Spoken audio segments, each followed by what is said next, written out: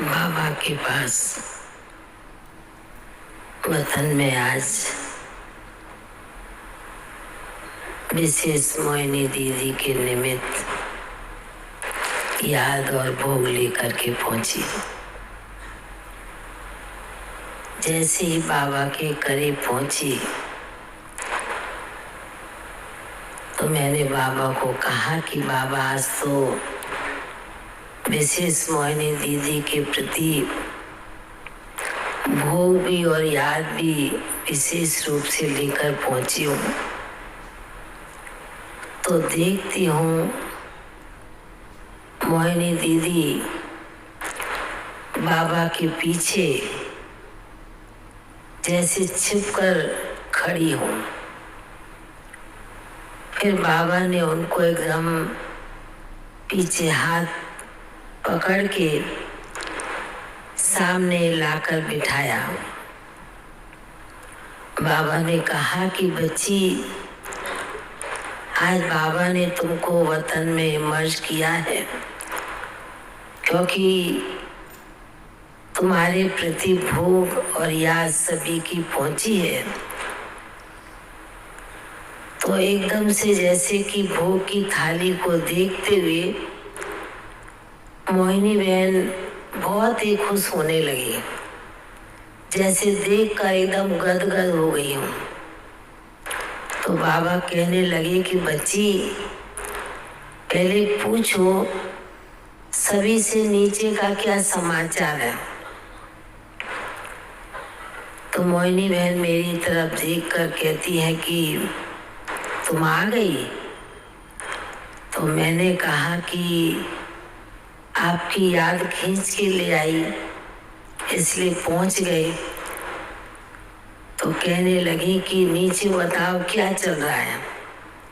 तो मैंने कहा कुछ ना कुछ प्रोग्राम तो चल ही रहे हैं, कन्याओं की भी ट्रेनिंग चल रही और भी प्रोग्राम चल रहे हैं। तो एकदम से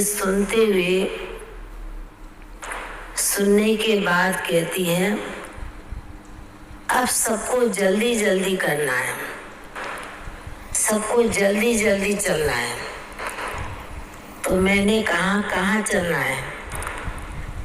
बोला क्या नीचे बैठे रहना है सबको। मैंने कहा नहीं, चलना तो सभी को है। बोला कि देखो, जहाँ मेरे को बाबा ने सेवा के निमित्त भेजा है और मैं वहाँ पर भी जैसे साकार में सभी के बीच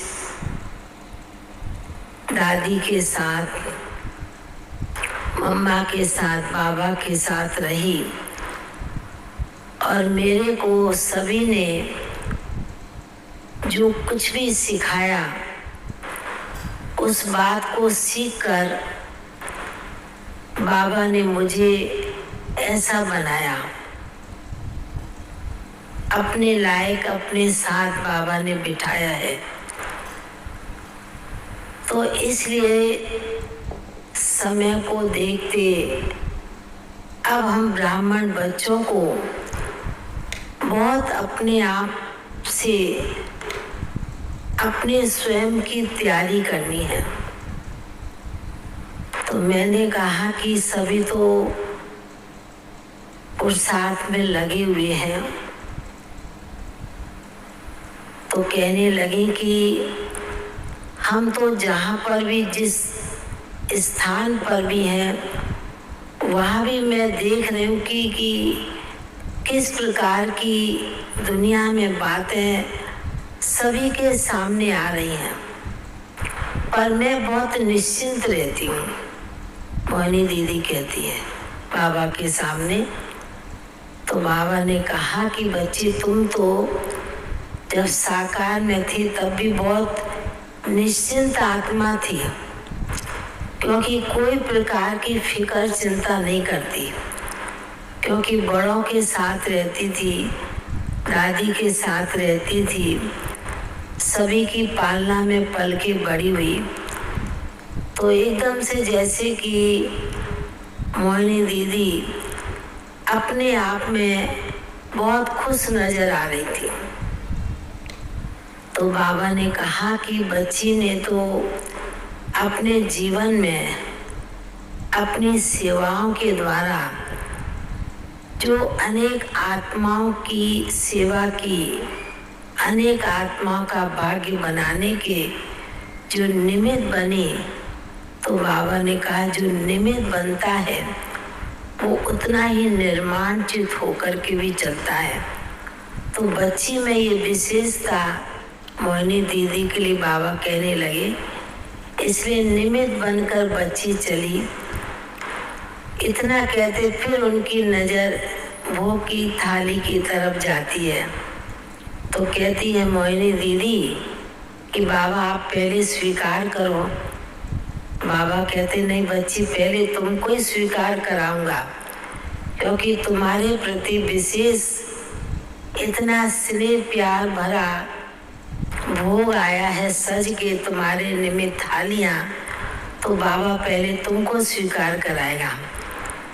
तो देखती हूँ कि बाबा भी मोहिनी दीदी को भोग स्वीकार करा रहे हैं और मोहिनी दीदी भी बाबा को भोग स्वीकार करा रही, खिला रही है। तो बाबा बड़े प्यार से मुस्कुराते हुए कहते हैं कि बच्ची को, मोहिनी दीदी के लिए, कि बच्ची को खाने का भी शौक तो खिलाने का भी शौक, और उसी स्नेह प्यार से सबको चलाया है। अपनी तरफ आकर्षित होती थी और करती भी थी। तो ऐसे करते जैसे कि बाबा की और मोहिनी दीदी की चिड़चिड़ बतन में चल रही थी। तो बाबा ने भी बड़े प्यार से उन्हें भोग स्वीकार कराया। तो बाबा ने कहा कि समय के अनुसार, दिन के अनुसार स्मृति तो जरूर ब्राह्मण बच्चों में आती है, क्योंकि ब्राह्मण बच्चों की बच्ची ने इतनी पालना की है सभी की, तो क्यों नहीं दिन के अनुसार स्मृतियाँ ऑटोमेटिकली खींचती है। तो मैंने कहा कि सभी की, चाहे मुन्नी बहन हो, चाहे हमारी जयंती बहन, आशा बहन, सभी की, राजस्थान जोन की बहनों की भी सभी की याद प्यार दिया।